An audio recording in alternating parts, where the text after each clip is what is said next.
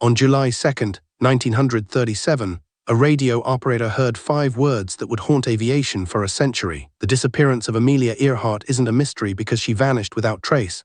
It's a mystery because she vanished while making a decision under pressure with incomplete information, and we've been trying to reverse engineer that decision ever since. Earhart was the most famous aviator alive. She'd already flown solo across the Atlantic. She'd set speed records.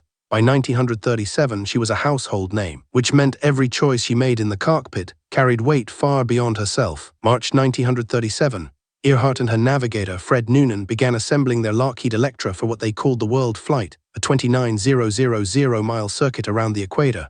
The aircraft was state-of-the-art, twin engines, extended fuel tanks, cutting-edge radio equipment.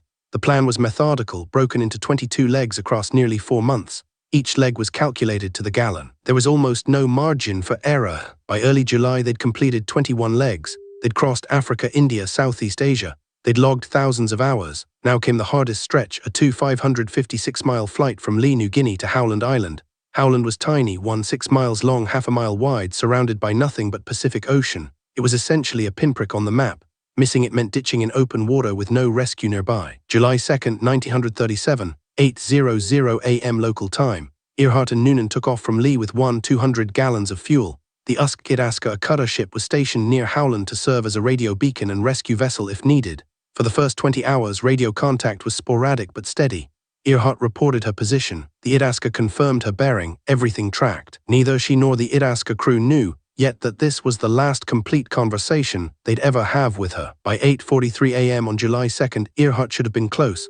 She radioed the Itasca, "We are running north and south." That phrase matters. It meant she couldn't locate Howland. She was executing a search pattern, flying parallel lines, hoping to spot the island. She had maybe 2 hours of fuel left. The Itasca tried to establish her position by radio direction finding. The signal was strong, but they couldn't pinpoint her location precisely enough to guide her in. 6 minutes later, 8:49 a.m., another transmission. "We are on the line 157-337. This was her last confirmed message. She was telling the Itasca she was flying along a specific bearing, a line that should have passed directly over Howland, but she wasn't seeing the island. The radio operators aboard the Itasca heard her voice clearly. They had no way of knowing those would be the last words anyone would ever hear from her. What happened in the next 20 minutes remains unknowable. The Itasca heard nothing. Radio silence, no distress call, no crash report, nothing. Earhart and Noonan had vanished. Within hours, the U.S. Navy launched what became the largest air-sea search in history up to that point. They deployed ships, aircraft, and personnel across thousands of square miles. The cost, roughly $4 million in 1937 dollars. The result, 0 confirmed wreckage. 0 bodies, 0 definitive answers. The decision tree that led to her disappearance is what interests us as analysts.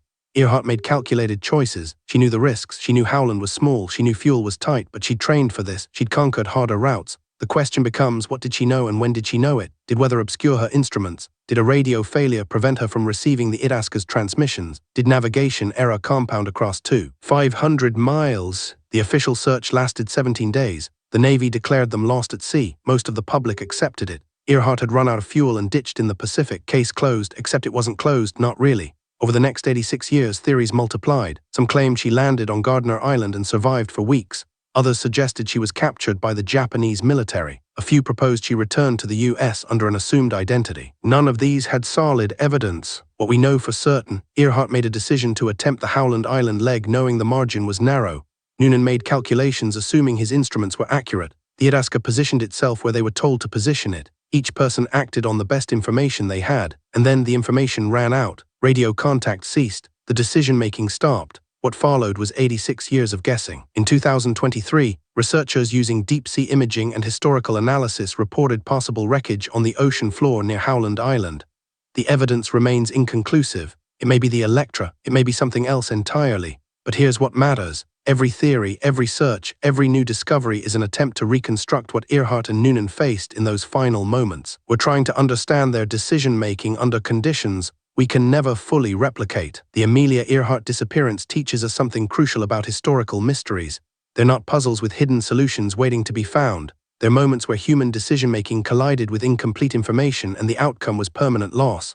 We'll never know for certain what she decided in that cockpit. We can only count the cost. One of aviation's greatest pioneers gone, a legacy cut short, a century of unanswered questions. Subscribe. Every week we examine the decisions that led to history's most enduring disappearances.